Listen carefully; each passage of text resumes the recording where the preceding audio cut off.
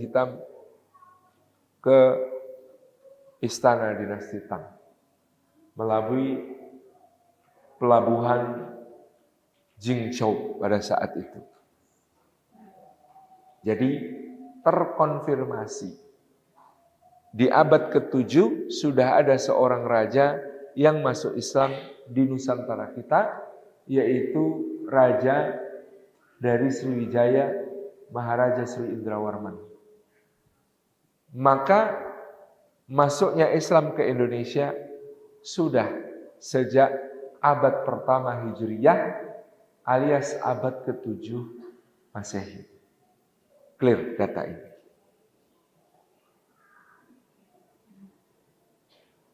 Ini gelombang pertama masuknya Islam ke Indonesia.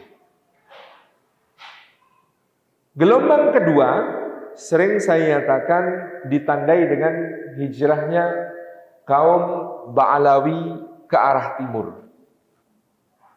Ada seorang keturunan Nabi SAW namanya Ahmad bin Isa Al-Muhajir yang berhijrah dari Baghdad ke Hadramaut. Untuk apa meninggalkan Baghdad menuju Hadramaut? Waktu itu kalau meninggalkan Baghdad menuju Hadramaut seperti zaman sekarang meninggalkan New York tinggal di Rongkop Gunung Kidul. Perbandingannya itu. Karena kota Baghdad zaman itu kota terbesar di dunia, penduduknya lebih dari 3 juta orang. Kota Baghdad pada zaman itu. Kota Baghdad dibangun berbentuk konsentris melingkar, bagian terluar bentengnya dialiri sungai Tigris yang dibuat aliran sungainya mengitari kota.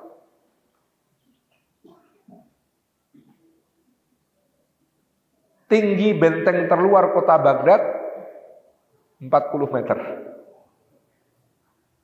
Tebal benteng terluarnya kota Baghdad di bagian atas bisa dilewati 4 kereta berjajar sekaligus. Tebalnya itu paling atas bisa dilewati 4 kereta jejer-jejer sekaligus. Jari-jari kotanya 40 mil. Berarti 75 kilo. Jari-jari kotanya. Berarti dari ujung ke ujung kotanya itu 150 kilo, Pak. Saking besar. Maka dikatakan pada zaman Imam Syafi'i untuk keluar dari istananya Harun ar-Rasyid perlu perjalanan sehari semalam. Untuk keluar dari istananya Harun ar-Rasyid itu perlu perjalanan sehari semalam. Kota Baghdad ini tingkatnya 7 lapis. Lapis tertinggi kota Baghdad itu bisa menyapa awan.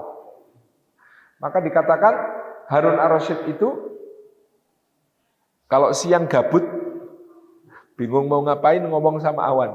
Hei awan, pergilah kemanapun kau suka, jatuhlah dimanapun kau mau, nanti pasti hasil buminya datang menghadap aku. Itu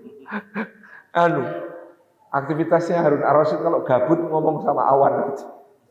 Saking besarnya Baghdad pada zaman itu pindah ke Hadramaut. Hadramaut itu Rongkop Gunung Kidul. Kalau sini nak pelosok mana, Pak? Di Karanganyar ini? Hah? Oh, Purwodadi, Blusu. Ya itulah gambarannya gitu ya. Kalau sini kan agak rame karena sini itu full magic ya, Pak. Kebak keramat. Nah, ternyata keturunannya Ahmad bin Isa Al-Muhajir ini pindah ke sana. Kenapa? Karena ingin melindungi anak cucunya dari fitnah akidah Syiah Rafidhah.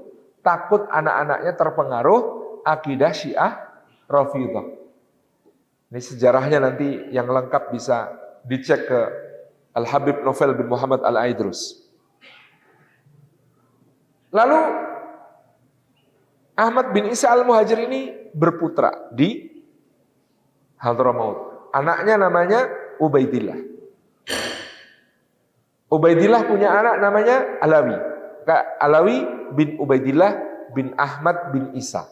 Itu yang kemudian keturunannya Alawi ini merasa di Hadramaut daya topang kehidupannya sedikit, tanahnya tidak subur, perdagangan tidak ramai dan lain sebagainya, mereka perlahan-lahan bergeser ke timur, berhijrah, berpindah.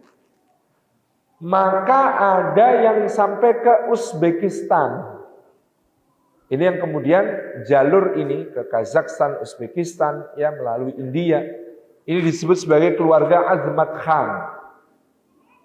Ada yang ke timur sampai ke Gujarat, Pakistan, dan lain sebagainya. Ada yang ke timur, ya makin ke timur, sampailah ke Nusantara kita. Termasuk tadi diantaranya adalah ya dugaan beberapa ahli sejarah, Duriyah itu sebagiannya menjadi raja-raja di Nusantara, termasuk Ba'ab Masyhur Malamo yang ada di Ternate, kemungkinan besar dari Duriyah ini. Yang nenek moyangnya berasal dari Baghdad. Nah, karena memang para sadat Ba'alawi ini, para sayyid-sayyid keturunan Alawi bin Ubaidillah bin Ahmad bin Isa ini ganteng-ganteng, kalau sampai Nusantara pun diambil menantu oleh para raja. Maka mereka pun menurunkan banyak dinasti raja-raja. Seperti misalnya Bapak Ibu bisa melihat kerajaan Siak Sri Indrapura. Itu raja-rajanya keturunan Nabi sallallahu alaihi wasallam. Demikian pula kerajaan Pontianak, itu Al-Qadri dari dzurriyyah Nabi sallallahu alaihi wasallam. Demikian pula tadi kita sudah menyebut kerajaan Ternate dan lain sebagainya. Ini gelombang kedua. Gelombang ketiga adalah gelombang yang tercipta karena perang salib dan penyerbuan Mongol. Selama terjadinya perang salib dan penyerbuan pasukan Mongol ke dunia Islam di abad ke-11, 12, 13, 14, dan 15, maka dunia Arab Timur Tengah sangat memerlukan dana yang super besar untuk bisa mendanai jihad fisabilillah. Dari mana dana itu didapat? Dari perdagangan rempah-rempah.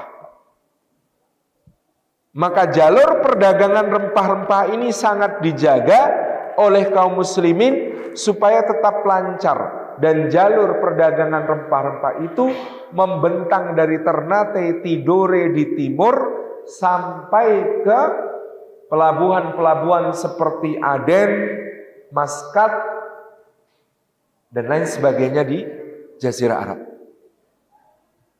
Kalau jalur ini harus diamankan, maka ada yang harus diutus untuk mengamankan jalur-jalur tersebut. Maka termasuk di antara para panglima yang mengamankan jalur laut tersebut, konon ada yang bernama Merah Silu. Merah Silu inilah yang kemudian mengamankan pelabuhan di ujung utara Sumatera yang bernama Pelabuhan Samudra di Pasai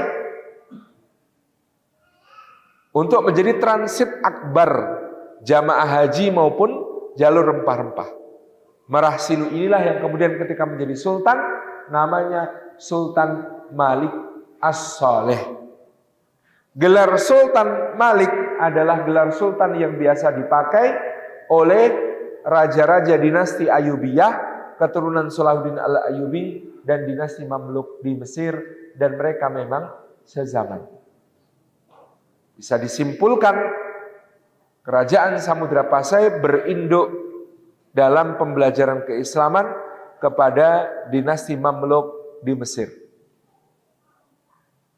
Dugaan lain pula menyebutnya bahwa Ba'ab Masyhur Malamo di Ternate, juga Kolano Muhammad Naqi di Tidore adalah bagian dari strategi mengamankan jalur rempah-rempah itu, sehingga mengirimkan ulama-ulama muslim untuk menjadi sultan-sultan di daerah penghasil rempah-rempah.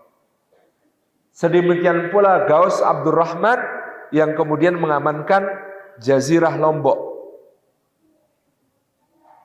Demikian pula di Jawa, pemukiman-pemukiman Islam tumbuh di pelabuhan-pelabuhan untuk mengamankan jalur perdagangan rempah-rempah.